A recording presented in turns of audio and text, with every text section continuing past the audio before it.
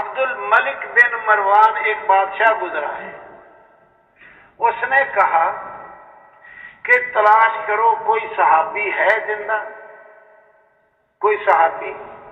سارے شہروں میں تلاش کیا، صحابہ کا دور ختم ہو چکا تھا، بتایا گیا کہ صحابی کوئی نہیں ملا۔ کہنے لگا اچھا کسی تابعی عالم کا تلاش کرو، بڑا عالم ہو، سمجھدار ہو، علم میں راسخ فی العلم ہو، تو ان سے کچھ نصیحتیں حاصل کریں۔ ابو حازم رحمہ اللہ، ان کا پتہ بتایا گیا، ان کے ساتھ بات چیت شروع ہو گئی۔ باتوں باتوں میں موت کا تذکرہ آ گیا۔ موت مومن کے لیے تحفہ ہے، اس قسم کی باتیں آ گئی۔ عبد الملک کہنے لگا جی ہمارا تو مرنے کو جی نہیں کرتا، اس کی کیا وجہ ہے؟ ابو حازم رحمہ اللہ نے فرمایا ہم نے اپنی ساری محنت موت سے پہلے کی زندگی پہ خرچ کر دی، بڑھیا مکان، بڑھیا سواریاں، بڑھیا فلاں چیز، بڑھیا کھانے، ساری قوت اسی پہ لگا دی، تو ہم نے اپنی دنیا کو تو کر لیا آباد، اور آخرت کو نظر انداز کر کے چھوڑ کے کر دیا برباد، ویران۔ آبادی سے ویرانے کی طرف جانے کو تو کسی کا بھی نہیں دل چاہتا، یہ وجہ ہے۔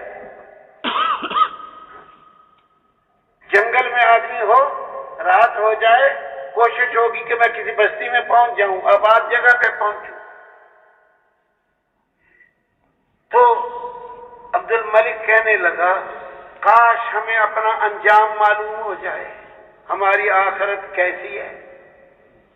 ابو حازم کہنے لگے یہ کیا مشکل ہے، قرآن سے پوچھ لے، قرآن سے پوچھ لے۔ کیا کہتا ہے؟ ان الابرار لفی نعیم، بے شک نیکوکار یقیناً نعمتوں میں ہوں گے، وان الفجار لفی جحیم، بے شک فاسق فاجر لوگ، برائیاں کرنے والے لوگ، لفی جحیم یقیناً جہنم میں ہوں گے۔ نیکیاں کرنے والے یقیناً جنت میں، برائیاں کرنے والے یقیناً دوزخ میں۔ تو عبد الملک کہنے لگا اگر نیک لوگ جنت میں چلے جائیں، برے لوگ دوزخ میں، فَأَيْنَ رَحْمَةُ اللَّهِ، پھر اللہ کی رحمت کہاں جائے گی؟ اللہ کی رحمت۔ ابو حازم رحمہ اللہ نے فرمایا یہ بھی قرآن ہی سے پوچھ لے کہ رحمت کہاں جائے گی۔ ان رحمت اللہ قریب من المحسنین، اللہ بے شک اللہ کی رحمت نیکوکاروں کے قریب۔ موت کے وقت رویا، لوگوں کا کہا لوگوں میں مزے کی زندگی گزارنا چاہتا تھا، حکومت بھی میں نے اس لیے لے لی کہ مزے کروں گا، لوگوں میں مزے کی زندگی نہیں گزار سکا، لوگوں میرا انتخاب غلط نکلا، جو میں نے کہا نا حکمران بننا ہے یہ منتخب کر لیا اپنے لیے، یہ انتخاب غلط نکلا، لوگوں میں ناکام جا رہا ہوں، لوگوں میرے حال سے عبرت پکڑو، یہ آخری وقت ہے عبد الملک بن مروان کا۔ ہاں ایک اور بادشاہ تھا، خلیفہ مستنصر باللہ، مسلمانوں کا خلیفہ تھا۔ ہاں موت کا وقت آ گیا، ماں نے پوچھا بیٹے کیا حال ہے؟ رو پڑا، کہتا ہے اماں میرے ہاتھ سے دنیا بھی نکل گئی، آخرت بھی نکل گئی۔ رویا، بس اتنا ہی کہا میرے ہاتھ سے دنیا بھی گئی، آخرت بھی گئی، نہ میں دنیا کا رہا نہ آخرت۔ دنیا کیسے نکل گئی؟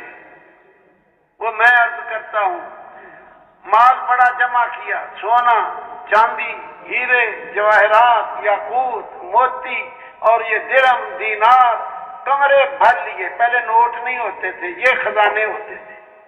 کمرے بھر لیے. اب آ گئی موت. اب یہ جا رہا قبر میں اور یہ بھرے ہوئے کمروں کو کیا کرے؟ ہاتھ سے نکل گئے یا رہ گئے؟ بول کے بتاؤ. نکل گئے. اب آخرت کیسے نکل گئی؟ وہ بنائی نہیں. لگا تو رہا ہیرے جواہرات جمع کرنے میں، آخرت بنائی نہیں. اس لیے میں دنیا بھی میرے ہاتھ گئی، آخرت بھی گئی، اور رویا اور اسی حال میں مر گیا کہ میرے ہاتھ سے سب کچھ گیا. لیکن پیارے بھائیوں، اس طرح اگر موت کے وقت ایک اور بادشاہ تھا، خلیفہ مستنصر باللہ، مسلمانوں کا خلیفہ تھا. ہاں، موت کا وقت آ گیا. ماں نے پوچھا بیٹے کیا حال ہے؟ رو پڑا. کہتا ہے اماں میرے ہاتھ سے دنیا بھی نکل گئی، آخرت بھی نکل گئی. رویا. بس اتنا ہی کہا، میرے ہاتھ سے دنیا بھی گئی، آخرت بھی گئی. نہ میں دنیا کا رہا نہ آخرت. دنیا کیسے نکل گئی؟ وہ میں عرض کرتا ہوں، مال بڑا جمع کیا، سونا چاندی ہیرے جواہرات یاقوت موتی اور یہ درہم دینار کمرے بھر لیے. پہلے نوٹ نہیں ہوتے تھے، یہ خزانے ہوتے تھے.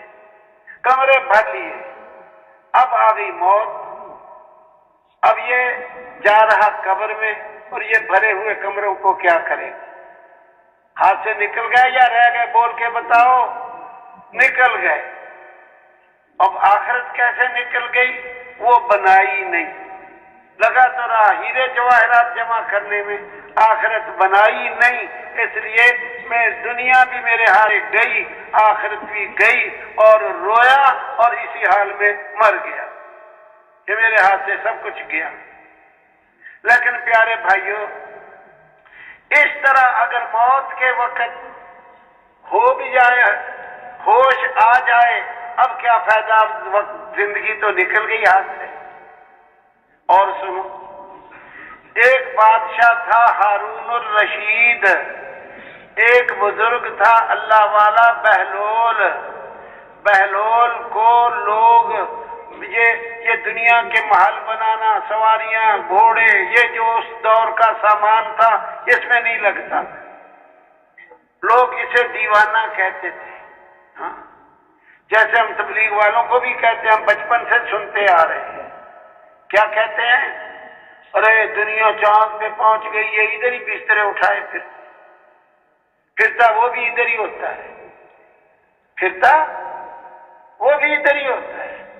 اور اگر چاند پہ بھی چلا جائے، یاد رکھنا ضابطہ، جگہ بدلنے سے آدمی کی قیمت نہیں بدلتی. بندر بندر ہی رہے گا، چاہے درخت کے نیچے کھڑا ہو یا درخت کے اوپر شاخ پہ چڑھ جائے. جب بندر شاخ پہ چڑھ جائے تو پھر بندر ہی ہوتا ہے یا کچھ اور بن جاتا ہے؟ بولو. چوہا چوہا ہی ہے. نیچے ہو تو چوہا ہے، اوپر ہو تو چوہا ہے، کار میں ہو تو چوہا ہے، ہوائی جہاز میں ہو تو چوہا ہے، شاہی تخت پہ بیٹھا ہو تو چوہا ہے. عمل بدلنے سے قیمت بنتی ہے، جگہ بدلنے سے نہیں بنتی. خیر، لوگ بہلول کو مذاق کرتے ہوتے تھے، دیوانہ کہتے تھے. بادشاہ ہارون الرشید بھی اس سے مذاق کرتا رہتا تھا. ایک دن ہارون الرشید کو کیا سوجھی؟ اس نے بہلول کو کہا، ارے بہلول، یہ چھڑی لے لے. ایک چھڑی تھی اس کے پاس، ہارون الرشید کے پاس عصا چھڑی، بوڑھا آدمی ڈنڈا کھونڈی. کہ بہلول یہ چھڑی لے لے، یہ اس کو دے دینا جو تجھ سے بھی بڑا بے وقوف ہو. یہ ہارون الرشید نے بہلول کو کہا. مطلب یہ تھا مذاق کیا، تجھ سے بڑا بے وقوف کون ہوگا؟ بہلول نے وہ چھڑی لے کے گھر جا کے محفوظ کر لی، سنبھال لی. وقت گزرتا گیا گزرتا گیا گزرتا گیا. ایک وقت ایسا آ گیا ہارون الرشید بیمار ہو گیا، پھر علاج چلتا رہا، چلتے چلتے ایک وقت ایسا آ گیا، حکیموں نے طبیبوں نے لا علاج کر دیا، جی امیر المومنین اب دوائی کوئی نفع نہیں دے گی، اب تو آج کے مہمان ہو یا کل کے، ختم ہو گئی۔ لوگ عیادت کو آنے لگے کہ امیر المومنین جا رہا، بہلول بھی وہی چھڑی لے کے آ گیا، جو کس کو دینی تھی بول کے بتاؤ؟ بڑے بے وقوف کو، جو تجھ سے بھی بڑا بے وقوف، تجھ سے بڑا بے وقوف کون ہوگا؟ سب سے بڑا تو ہے۔ وہی چھڑی لے کے آ گیا، پوچھا امیر المومنین کیا حال ہے؟ امیر المومنین نے کہا آج کا مہمان ہوں یا کل کا کہ یہ جہان چھوڑ کے اگلے جہان جا رہا ہوں۔ بہلول نے کہا امیر المومنین جس جہان کو چھوڑنا ہی تھا اب چھوڑ کے جا رہے ہو، یہاں تو آپ نے اتنے محل بنائے، یہ محل اور ڈیزائن کا، وہ اور کا، وہ اور کا، قیمتی پتھر لگائے، یہ زیبائش کی، اتنے محل بنائے اور اتنے باغات لگائے، یہ انگوروں کا، یہ اناروں کا، یہ فلانا، لمبے لمبے باغ تھے اس کے، دیواریں اونچی اونچی، گیٹ لگائے، اس کے باغ میں کوئی جا نہیں سکتا تھا۔ جس جہان کو چھوڑنا ہی تھا وہاں اتنے محل بنائے، اتنے باغ لگائے، تو امیر المومنین جہاں ہمیشہ رہنے کے لیے جا رہے ہو وہاں کتنے محل بنا لیے ہیں اور کتنے باغ لگائے ہیں؟ اپنے محلوں کے اور باغات کے اوصاف بیان کیجئے، صفلی بیان کیجئے، کتنا انگوروں کا باغ کتنا لمبا ہے وہاں، آپ کا اناروں کا کتنا لمبا، یہ بتاؤ کیسے محل اور کیسے باغات بنائے جہاں اب جا کے رہو گے؟ امیر المومنین چپ، وہ کیا بتائے میں نے کتنے باغ لگائے؟ بہلول تقاضا کر رہا۔ اخیر امیر المومنین بولا میں نے تو وہاں کوئی باغ نہیں لگایا، میں نے تو وہاں کوئی محل نہیں بنایا۔ بہلول نے کہا امیر المومنین یہ چھڑی آپ نے مجھے دی تھی، جو تجھ سے بھی بڑا بے وقوف ہو یہ اس کو دے دینا، تو یہ چھڑی آپ ہی لے لو، آپ ہی اس کے مستحق ہو۔ امیر المومنین کو دے دی۔ کیوں دے دی؟ جہاں نہیں رہنا تھا وہاں محل بنائے، جہاں رہنا ہے وہاں محل نہیں بنائے، جہاں نہیں رہنا تھا وہاں باغات لگائے، جہاں ہمیشہ رہنا تھا باغ نہیں لگائے، ہاں تو چھڑی کے مستحق اب ہو۔ نفحۃ العرب ایک کتاب ہے، اس میں ایک واقعہ لکھا ہے، ایک غلام نے دلال کو کہا بھئی مجھے اس گھر سے نکال دو، اس مالک کے ساتھ نہیں میرا گزارا، اس مالک سے میرا سودا کروا دو۔ دلال ان کی عادت ہوتی ہے اگلے کو کہا گاہک کو ارے بڑا اچھا غلام ہے لے لے اس کو، تو سودا کرا دیا۔ نہیں، پہلے پوچھا، دلال نے اس غلام سے پوچھا تو کیوں اس گھر سے نکلنا چاہتا ہے؟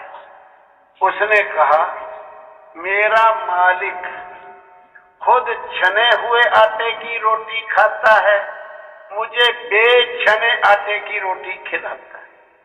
کھلاتا آٹے کی ہے لیکن چھانا نہیں، اوپر سے بورا نہیں نکالا، چھان بور نہیں نکالا، اسی طرح کہتا ہے اسی طرح اس کی کھا۔ دلال نے سودا کرا دیا، دوسرے گھر چلا گیا۔ کچھ دنوں کے بعد دلال کو کہا جی یہاں سے بھی نکلواؤ، جان چھڑاؤ۔ ارے کیا بات ہے؟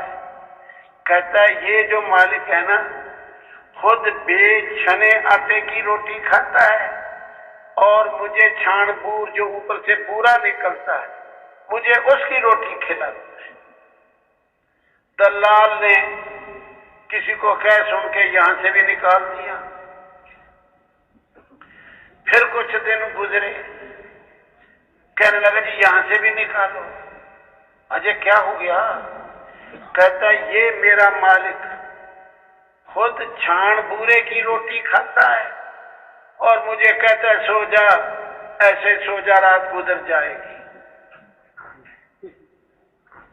پہلا چھنے کی کھاتا تھا، بے چھنے کی، دوسرا بے چھنے کی، اس کو بورے کی، اب تیسرا چھان بورے کی، اس کو کچھ بھی نہیں۔ مالک اس دلال نے یہاں سے بھی سودا کرا دیا، پھر نہیں آیا۔ کئی دن میں ایسے راستے میں کئی ملاقات ہو گئی۔ دلال نے پوچھا اب تو معلوم ہوتا ہے کوئی اچھا گھر مل گیا۔ کہتا نہیں جی کیا بتاؤں، میرا یہ مالک خود کچھ بھی نہیں کھاتا، فاقہ مست ہے، فاقہ مست، مجھے اس نے کیا کھلانا، اتنا کنجوس ہے۔ چراغ رکھنے کے لیے چراغ دان، پہلے تیل کے چراغ ہوتے تھے، ہاں، ایک لکڑی نیچے، ایک ڈنڈا اوپر، ایک اس کے اوپر پھٹی، اس کے اوپر چراغ رکھ دیتے تھے۔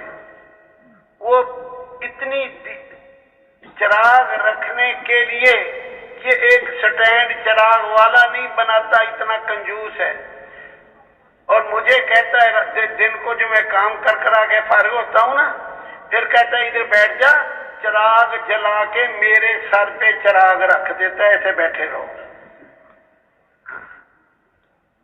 چراغ دان جس کو دیوٹ کہتے ہیں، دیا رکھنے والا، مجھے اس کی جگہ استعمال کرتا ہے، بیٹھ جا، اور سر پہ میرے چراغ رکھ دیتا ہے، کہتا ہے بیٹھے رہو۔ دلال نے کہا پھر آئے کیوں نہیں میرے پاس؟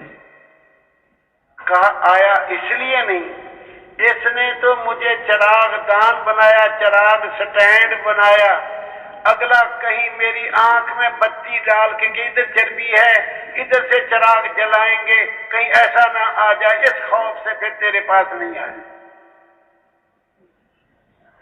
یہ کیوں سنایا؟ ارے اعمال نہیں بدلیں گے، حالات بد سے بدتر ہوتے چلے جائیں گے۔ یہ ہے ضابطہ، یہ ہے ضابطہ۔ جب سے ہم نے ہوش سنبھالا ہے، حکومتیں بدل دو، وہ بدلنے اعمال ہیں، بدل رہے ہو حکومت، بدلنے اعمال ہیں جو اللہ پاک اچھے لوگوں پر اچھے لے آئے۔ یہ ضابطہ ہے، چاہے آج کر لو، چاہے کل کر لو، چاہے مار کھاتے کھاتے مر جاؤ۔